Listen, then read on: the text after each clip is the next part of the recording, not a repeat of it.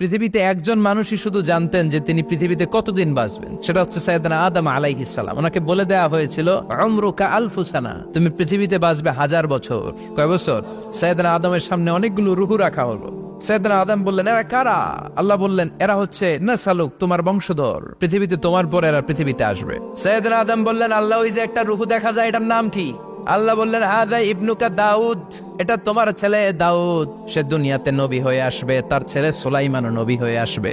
সাইয়েদনা আদম বললেন, মাবুদ, আমার ছেলে দাউদের কত বছর হায়াত আপনি দিয়েছেন? আল্লাহ বললেন, 40 সানা, মাত্র 40 বছর, 4 ইয়ার্স। 40 বছর তোমার ছেলেটা বাঁচবে। ও আল্লাহ, আমি বাঁচবো কয় বছর? তুমি বাঁচবে 1000 বছর। সুবহানাল্লাহ। সাইয়েদনা আদম বললেন, মাবুদ, এত ফুটফুটে সুন্দর আমার ছেলে দাউদ, মাত্র 40 বছর দিলেন কেন? জিদ মিন উমরিহি, বাড়ায়া দেন। সুপারিশ করতেছে পোলার লাইগা কে? বাবা। আল্লাহ আপনি বাড়ায়া দেন। আল্লাহকে বাড়ানো যাবে না, লেখা হয়ে গেছে। রুফিআতিল আকলাম ওয়া জাফফাতিস সুহুফ, কলম তুলে নেওয়া হয়েছে আর কালি শুকায় গেছে, আর কিছু করা যাবে? সাইয়েদনা আদম বললেন, মাবুদ, আমার 1000 বছর কেন দিলেন?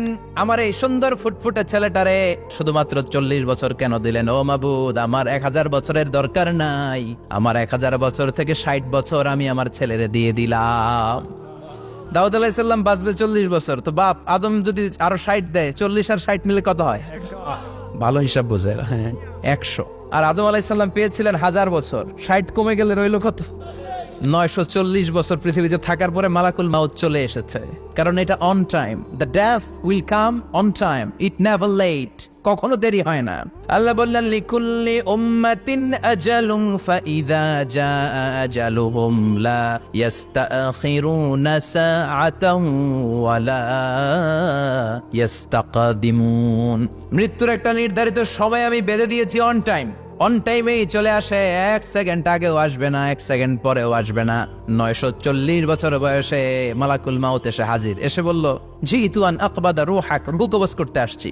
আদম আলাইহিস সালাম বললেন, রূহ কবজ করতে আসছো মানে? আমি বাঁচবো তো 1000 বছর। কয় বছর?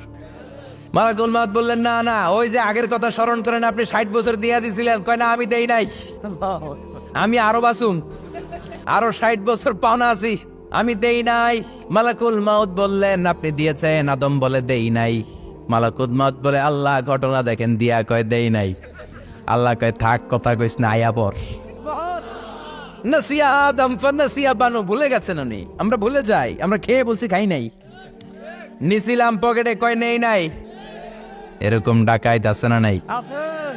নাসিয়া আদম ফানাসিয়া বানু, বিশ্বনবী বললেন, আদম ভুলেছে তো তার সন্তানরাও ভুলে যায়। জাহাদা আদম ফাজাহাদা যুররিয়াতু, আদম অস্বীকার করেছে, তার সন্তানরাও অস্বীকার করে। সেদিন থেকে আল কিতাব ওয়া শুহুদ, মানে লিখে রাখার সিস্টেম আর সাক্ষীর সিস্টেম চালু হয়েছে। সুবহানাল্লাহ পড়েন। 940 বছর বয়সে মালাকুল মাউত এসে আদম আলাইহিস সালামের রূহ নিতে পারে নাই। উনি 1000 বছর যখন হয়েছে, সাইয়েদনা আদম আলাইহিস সালামের রূহ কবজ করেছে।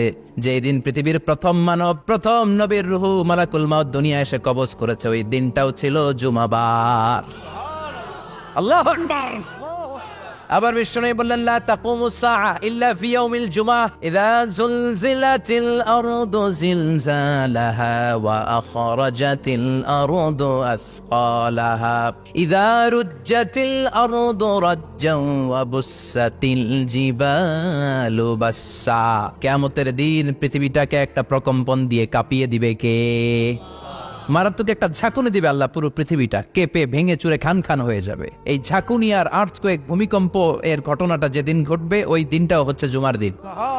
কারণ দিন নয়, ফিহি খালাকাল্লাহু আদম, এই জুমার দিনে আল্লাহ তাআলা সাইয়েদনা আদম আলাইহিস সালামকে তৈরি করেছে।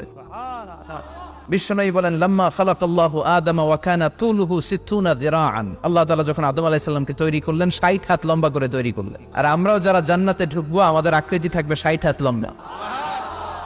আল্লাহ সাইয়েদনা আদমকে তৈরি করলেন এই জুমার দিনে। আবার সাইয়েদনা আদম আলাইহিস সালামকে পৃথিবীর বুকে তিনি পাঠিয়ে দিয়েছিলেন এই জুমার দিনে। সুবহানাল্লাহ। কুল নাহবিতু মিনহা জামিআ, ও Adam, go down with your wife, তোমার স্ত্রী হাওয়াকে নিয়ে পৃথিবীতে নামো।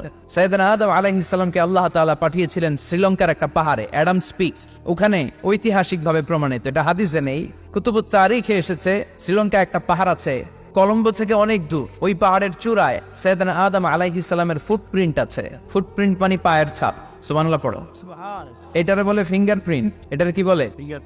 পায়ের গুলারে একজনের আঙ্গুলের ছাপের সাথে একজনের আঙ্গুলের ছাপের মিল নাই। শুধু তাই না, আমার এই আঙ্গুলের সাথে এই আঙ্গুলের ছাপের কোনো মিল নাই। আয়াহসাবুল ইনসানু আল্লান নাজমা ইযামা বালা কাদিরিনা আলা আন নুসাউইয়া বানানা। আল্লাহ বলেন, গোলাম তুমি মনে করেছো তোমার হাড্ডি গুড্ডি পচে যাবে, তোমাকে আমি একত্রিত করে আবার বানাতে পারবো না? বানানো তো অনেক দূরের কথা, আমি তো তোমার আঙ্গুলের ছাপগুলো সংরক্ষণ করে রেখেছি। চিল্লায় পড়েন আল্লাহু আকবার। 1880 সালে স্যার ফ্রান্সিস গাল্টন নামে একজন বিজ্ঞানী, তিনি আবিষ্কার করেছেন যে আমাদের আঙ্গুলের ছাপগুলো আলাদা, ফিঙ্গারপ্রিন্ট আলাদা। এই 10টা আঙ্গুলের একটার সাথে আরেকটার কোনো মিল নাই। এই পৃথিবীতে যদি 600 কোটি মানুষ হয় তাহলে 6000 কোটি আঙ্গুল, একটা আঙ্গুলের সাথে আরেকটা আঙ্গুলের ছাপের মিল আছে? যারা সিগনেচার দিতে পারে না এরা কি দেয়? টিপসই দেয়। সুবহানাল্লাহ। কি ম্যাজিক আল্লাহ আঙ্গুলে রেখে দিয়েছে, একটা আঙ্গুলের ছাপের সাথে আরেকটা আঙ্গুলের ছাপের মিল নাই। এখন এই বায়োমেট্রিক অথেন্টিকেশনের জন্য অনেক জায়গায় দিতে হয়। ইমিগ্রেশন পাস করবেন, গিভ ইউর ফিঙ্গারপ্রিন্ট। ভিসা করবেন, Schengen visa, European visa, provide your fingerprint first. Canadian এম্বাসিতে গিয়েছিলাম, সব আঙ্গুলের আলাদা আলাদা ফিঙ্গারপ্রিন্ট রেখেছে। এখন এটা অথেন্টিকেশনের জন্য সিকিউরিটি পারপাস খুব গুরুত্বপূর্ণ, কিন্তু 1500 বছর আগে, 1880 মানে কি 200 বছর তো না, 200 বছর আগে বিজ্ঞানীরা আবিষ্কার করলো। 1500 বছর আগে সূরাতুল কিয়ামার ভিতরে ফিঙ্গারপ্রিন্টের কথা বলেছে কে? আর পায়ের টারে বলে ফুটপ্রিন্ট।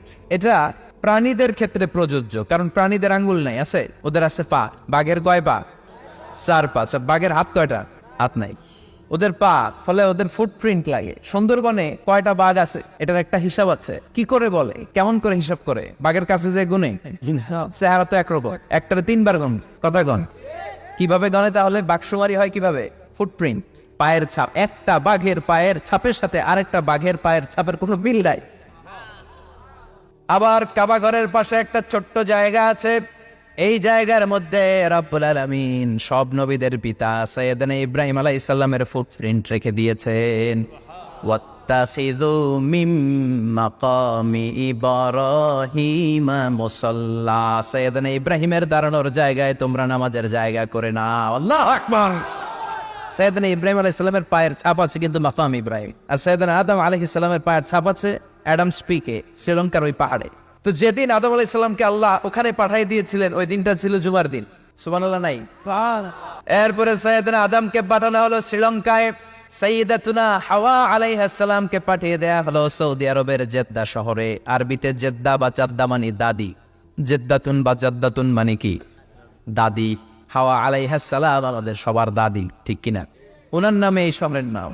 বছরের পর বছর সাইয়েদনা আদম আলাইহিস সালাম এবং হাওয়া আলাইহিস সালাম আল্লাহর কাছে ক্ষমা চাইলেন, আল্লাহ ভুল করে নিষিদ্ধ গাছের ফল খেয়েছি, তুমি মাফ করে দাও। আল্লাহ বললেন, আদম কয়েকটা কালিমা শিখিয়ে দেব, এই কালিমাগুলোর পরে আমার কাছে দোয়া করো, আমি কবুল করে নিব। আল্লাহু আকবার। আল্লাহ শিখিয়ে দিলেন আর বললেন, আদম পড়ো, রাব্বানা যালামনা আনফুসানা ওয়া ইল্লাম তাগফির লানা ওয়া তারহামনা লানাকুনান্না মিনাল খাসিরিন। ও আল্লাহ, জুলুম করেছি নাফসের উপর, ভুল করেছি, অন্যায় করেছি, আপনি যদি ক্ষমা না করে দেন আমরা শেষ হয়ে যাব, আমরা হালাক হয়ে যাব, ক্ষতিগ্রস্তদের মধ্যে শামিল হয়ে যাব, ঠিক কিনা?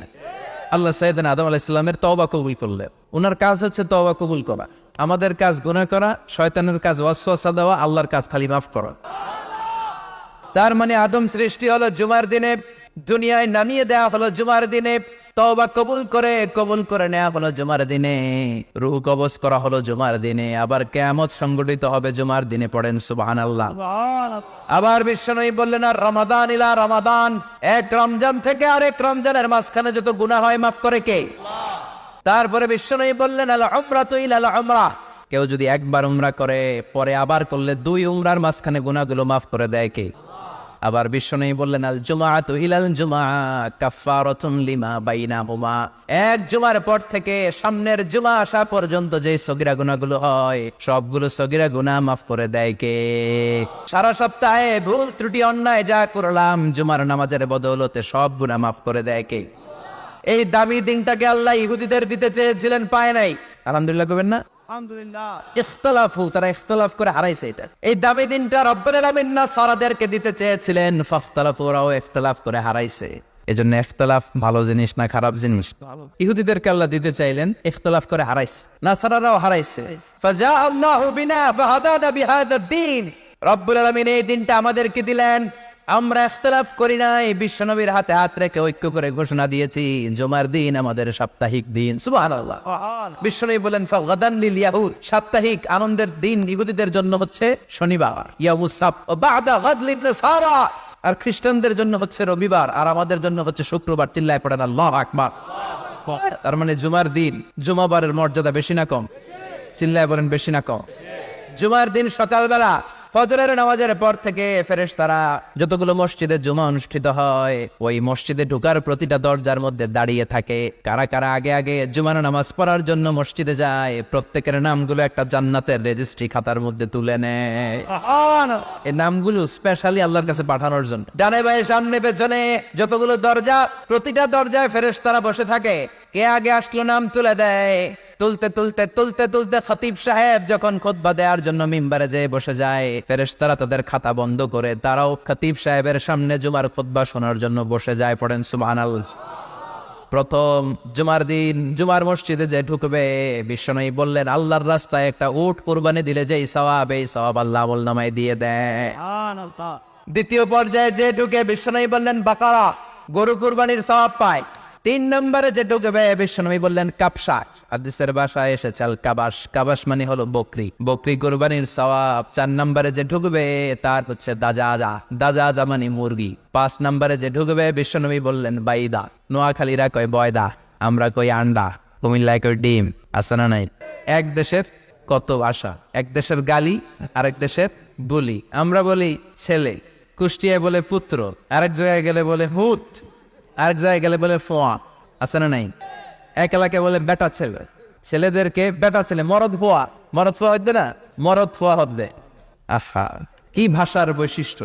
তো যেটাতে আমরা বলি ডিম, কোথাও বলে আন্ডা, কোথাও বলে বয়দা।